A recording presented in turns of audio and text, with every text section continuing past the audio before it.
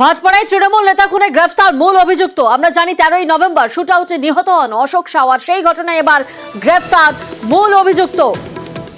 Shoot আউটে এবার ব্যারাকপুর পুলিশের জালে সুজল প্রসাদ। ভাটপাড়ায় তৃণমূল নেতা খুনে গ্রেফতার মূল অভিযুক্ত। অরুণ এই মুহূর্তে আমাদের সঙ্গে রয়েছেন। অরুণ, আর কি জানা যাচ্ছে?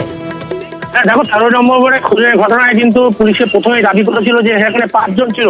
পুলিশ কিন্তু গোপন সূত্র খবর পেয়ে মূল অভিযুক্ত যিনি আছেন সুজল প্রসাদ, এ হচ্ছে যে আগে খুন হয়েছিল 2020 সালে, তার ভাই অশোক প্রসাদের ভাই, এ কিন্তু এখন মূল অভিযুক্ত এবং এ গুলি চালিয়েছিল।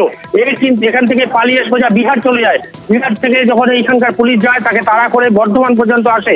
বর্ধমান থেকে কিন্তু ব্যারাকপুর পুলিশ কমিশনারেটের পুলিশ এই দুজনকে, সুজল প্রসাদ এবং তার বন্ধু সানি, এই দুজনকে গ্রেপ্তার করেছে। এখন পর্যন্ত মোট গ্রেপ্তারের সংখ্যা 4। পুলিশের দাবি এর পেছনে আরো 2-1 থাকতে পারে।